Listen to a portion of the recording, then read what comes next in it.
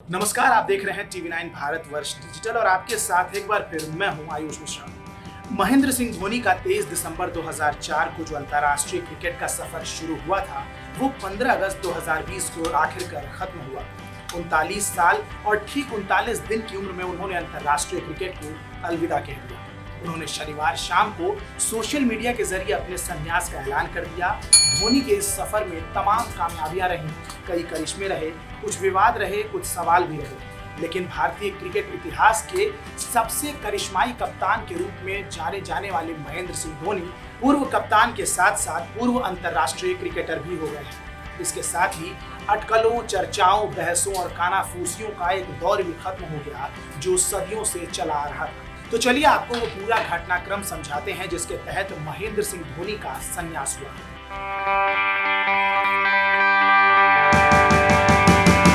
शनिवार की शाम नीली जर्सी की अपनी तस्वीर और फिल्म कभी कभी के गाने मैं पल दो पल का शायर हूं के साथ महेंद्र सिंह धोनी ने अपने संन्यास का ऐलान कर दिया है। इसके साथ ही 10 जुलाई 2019 से चला आ रहा क्रिकेट की दुनिया का सबसे बड़ा सस्पेंस भी खत्म हो गया। धोनी आखिरी बार पिछले साल खेले गए विश्व कप में सेमीफाइनल में मैदान पर उतरे थे। भारत वो मैच हार गया था।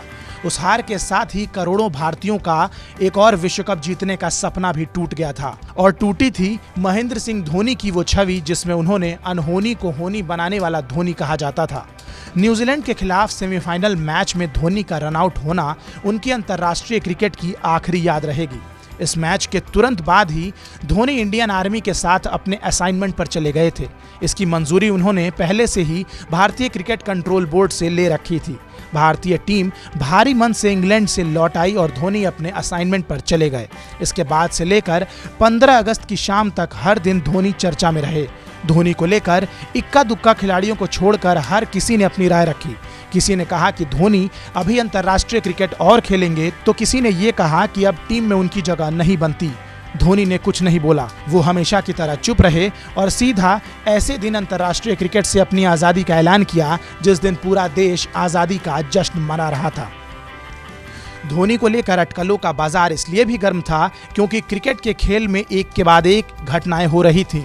अव्वल तो वर्ल्ड कप सेमीफाइनल के बाद धोनी ने खुद को टीम में सिलेक्शन के लिए अनअवेलेबल कर दिया था। फिर उसके बाद जब बीसीसीआई ने अपने सालाना करार वाले खिलाड़ियों के नाम का ऐलान किया तो धोनी का नाम उस लिस्ट में नहीं था। इसी बीच सौरभ गांगुली ने भारतीय क्रिकेट कंट्रोल बोर्ड के अध्यक्ष की जिम्मेदारी संभाली और उन्होंने बयान दिया कि धोनी के भविष्य का फैसला हो चुका है, लेकिन अभी उसकी जानकारी नहीं दी जा सकती। धोनी उस पर भी कुछ नहीं बोले। ये कोरोना काल से पहले की बात है जब उन्होंने कैमरे के सामने से गुजरते हुए यूं कहा था कि जनवरी तक इंतजार कीजिए। हालांकि जनवरी में भी कुछ नहीं हुआ। फिर आईपीएल होना था और धोनी का भविष्य सीधे तौर पर आईपीएल से जोड़कर देखा गया।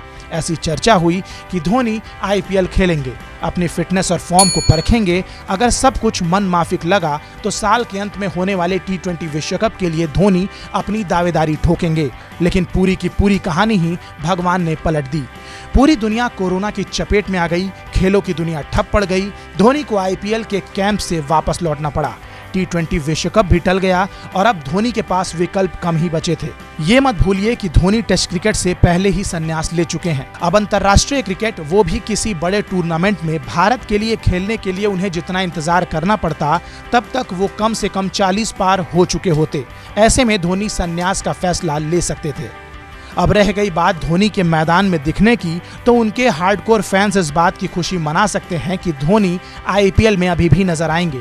आईपीएल में भी उनका करिश्मा पूरी दुनिया ने देख रखा है। वो आईपीएल के इतिहास के दूसरे सबसे कामयाब कप्तान हैं। उनकी कप्तानी में चेन्नई सुपर किंग्स ने 3 बार खिताब जीता है। चेन्नई टीम मैनेजमेंट की तरफ से तो कुछ दिन पहले ही ये बयान आया था कि धोनी उनके लिए 2022 तक खेल सकते हैं। महेंद्र सिंह धोनी चेन्नई के कैंप में भी पहुंच चुके हैं, लेकिन आईपीएल है और टीम इंडिया। इन दोनों बातों में जमीन आसमान का फर्क है और इसी फर्क के बीच अब धोनी मिलेंगे, नीली नहीं बल्कि पीली जर्सी के साथ।